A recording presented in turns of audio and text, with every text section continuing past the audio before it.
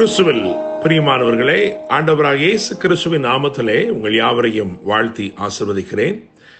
இந்த நாளுக்கென்று தேவன் நமக்கு அருளி இருக்கும் ஜீவ வார்த்தை ஏசாயா தீர்க்க தரிசன புஸ்தகம் 42 அதிகாரம் 16 வசனத்தில் இருக்கிறது.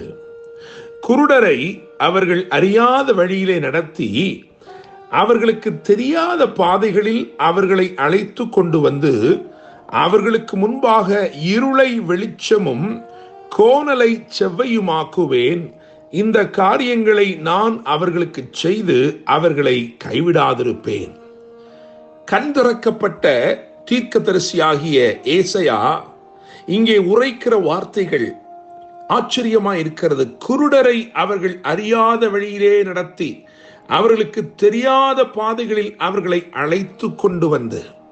என்னை கேட்கிற தேவனுடைய பிள்ளைகளே, இவர் குருடரை பற்றித்தான் பேசுகிறாரோ? அல்லது அதே அதிகாரத்தின் 19வது வசனத்தை கவனிக்கும் பொழுது, என் தாசனை அல்லாமல் குருடன் யார்? நான் அனுப்பிய தூதனை அல்லாமல் செவிடன் யார்? உத்தமனை அல்லாமல் குருடன் யார்? கர்த்தருடைய ஊழியக்காரனை அல்லாமல் அந்தகன் யார்? என கேட்கிற தேவனுடைய பிள்ளைகளே, அவர் நம்மை குறித்து தான் பேசுகிறார். வேதத்திலே வாசிக்கிறோம், நாளைய தினத்தை குறித்து பெருமை பாராட்டாதே, ஒரு நாள் பிறப்பிப்பதை அறியாயே. என கேட்கிற தேவனுடைய பிள்ளைகளே, நாளைய தினம் என்பதற்கு முன்பதாக நின்று பார்க்கும் எந்த மனிதனும் பார்வையற்றவனாய்த்தான் இருக்கிறான். அடுத்த நிமிடம் என்ன நடக்கும் என்று அவனுக்கு தெரியாதவனாய் இருக்கிறபடினால் அவன் இந்த பூமியிலே அவன் கண்கள் இருந்தும் காணக்கூடாதவனாய்த்தான் இருக்கிறான். நிச்சயமாக அவனுக்கு கரம் பிடித்து நடத்தக்கூடிய ஒரு தேவன் வேண்டும். அந்த தேவனுடைய உதவி தேவை, பரலோகத்தின் ஒத்தாசை தேவை. என கேட்கிற தேவனுடைய பிள்ளைகளே, இங்கே இந்த வசனத்தில் அழகாய் சொல்லப்பட்டிருக்கிறது, அறியாத வழி, தெரியாத பாதைகள். நான் நம்புகிறேன், விசுவாசிக்கிறேன், இந்த நாளிலே அவர் உங்கள் வாழ்க்கையிலே நீங்கள் அறிந்திராத அல்லது உங்களுக்கு தெரிந்திராத விசேஷ பாதைகளின் ஊடாக உங்களை நடத்தி கொண்டு செல்ல போகிறார். மாத்திரமல்ல, அங்கு எழுதியிருக்கிறது, இருளை வெளிச்சமும் கோணலை செவ்வையுமாக்குவேன். என கேட்கிற தேவனுடைய பிள்ளைகளே, ஒரு பார்வையற்றவனுக்கு முன்பதாக அவனுக்கு இருள், அவனுடைய பார்வையே இருளாய்த்தான் இருக்கும். அவன் காண்பது எல்லாமே இருளாய்த்தான் இருக்கும். அவன் பாதைகள் கரடு முரடானதோ கோணலானதோ அவனுக்கு தெரியாது. ஆனால் இங்கே கரம் பிடிக்கும் ஒரு தேவன் இருக்கிறார். அந்த தேவன் என்ன செய்கிறார் என்றால், அந்த இருளை வெளிச்சமாக்குவார் என்றால் அவர் உன் கண்களை துறக்கப் போகிறார். அவர் உன் கண்களை துறக்கப் போவது மாத்திரமல்ல, உன்னை ராஜரீக பாதையிலே மேன்மையான பாதையில் நடத்தும்படிக்கு கோணலான எல்லாவற்றையும் செவைப்படுத்துகிறார்.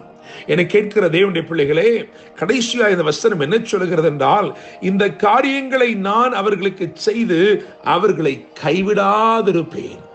நம்முடைய கரத்தை பிடித்திருக்கிறவர் நிச்சயமாய் நம்மை கைவிடவே மாட்டார்.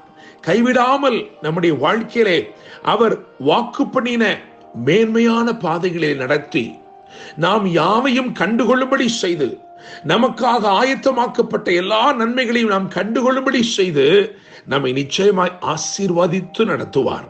என கேட்கிற தேவனுடைய பிள்ளைகளே, புதிய ஏற்பாட்டிலே மார்க்குவின் புஸ்தகம் 8ஆம் அதிகாரத்தில் 22 முதல் 25 வரையுள்ள வசனங்களை பார்க்கும் பொழுது அங்கே ஒரு சம்பவம் சொல்லப்பட்டிருக்கிறது. பின்பு அவர் பெத்சாயிதா ஊருக்கு வந்தார். அப்பொழுது ஒரு குருடனை அவரிடத்தில் கொண்டு வந்து அவனை தொடும்படி அவரை வேண்டிக் கொண்டார்கள் என்று எழுதியிருக்கிறது.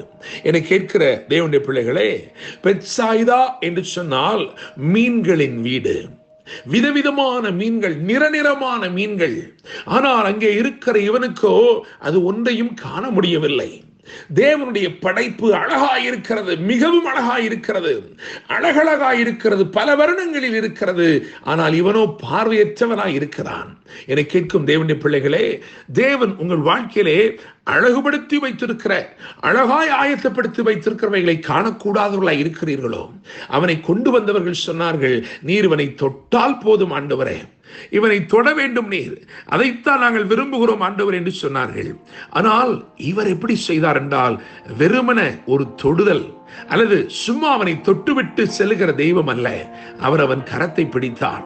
அவன் கரத்தை பிடித்து அவனிருந்த கிராமத்திற்கு வெளியே கொண்டு சென்றார் என்று எழுதியிருக்கிறது. 23ஆம் வசனத்தை வாசித்து பார்க்கும் பொழுது, அவர் குருடனுடைய கையை பிடித்து அவனை கிராமத்துக்கு வெளியே அழைத்து கொண்டு போய் அவன் கண்களில் உமிழ்ந்து அவன் மேல் கைகளை வைத்து, எதையாகிலும் காண்கிறாயா என்று கேட்டார். நீ கேட்கிற தேவனுடைய பிள்ளைகளே, ஆச்சரியமா இருக்கிறது.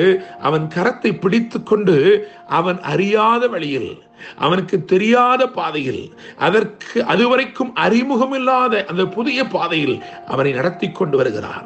அவனுக்கு அறிமுகமானவர்கள் எல்லாரும் அந்த கிராமத்தில் அடங்கி கிடக்கிறார்கள். ஆனால் அவனையோ அங்கிருந்து வெளியே கொண்டு வந்து ஒரு புது பாதையை நடக்க செய்து அவன் மேல் அவருடைய கைகளை வைத்து, ஏதாகிலும் காண்கிறாயா என்று கேட்டார் என்று எழுதியிருக்கிறது. அவன் சொன்னான், கண்களை ஏறிட்டு பார்த்து நடக்கிற மனுஷரை மரங்களை போல பார்க்கிறேன் என்று சொன்னான். என்னை கேட்கிற தேவனுடைய பிள்ளைகளே, இந்த தேவன் உன் கரத்தை பிடிப்பார் என்று சொன்னால், நீ யாவையும் தெளிவாய் காணுமட்டும், உனக்கு வாக்கு பண்ணப்பட்ட நிறமான விதவிதமான நன்மைகளை நீ காணுமட்டும் அவர் உன் கரத்தை விடவே மாட்டார். அவர் என்ன செய்தார் என்றால், வேதம் சொல்லுகிறது 25ஆம் வசனத்திலே, மார்க்குவின் புஸ்தகம் 8ஆம் அதிகாரம் 25ஆம் வசனத்திலே, பின்பு அவர் மறுபடியும் அவன் கண்களின் மேல் கைகளை வைத்து அவனை ஏறிட்டு பார்க்கும்படி செய்தார். முன்பு அவன் ஏறிட்டு பார்க்கும்படி சொன்னார், இப்பொழுது அவர் ஏறிட்டு பார்க்கும்படி செய்தார் என்று எழுதியிருக்கிறது. என்னை கேட்கிற தேவனுடைய பிள்ளைகளே, மறுபடியும் அவர் தமது கரத்தை வைத்தார். அவன் மகிமையான பார்வை அடைந்தான். அவன் கண்கள் திறக்கப்பட்டது. அவன் யாவையும் தெளிவாய் கண்டான். தேவன் அவனுக்காய் ஆயத்தப்படுத்தி வைத்திருந்த எல்லா நன்மைகளையும், விதவிதமான ஆசீர்வாதங்களையும் அவன் கண்டு கொண்டான். இன்று கர்த்தர் உங்கள் வாழ்க்கையிலே ஒரு 2வது தொடுதலை கொண்டு வரப்போகிறார். நீங்கள் யாவையும் தெளிவாய் காணும் மட்டும் உங்களை கைவிடாத தேவன் உங்களோட கூட இருந்து உங்களுக்காக அவர் ஆயத்தப்படுத்தி வைத்திருக்கிற சகல நன்மைகளையும் அருளி உங்களை ஆசீர்வதிப்பாராக. என்றும் அன்புடன் pastor Daniel Moses. God bless you. God bless you.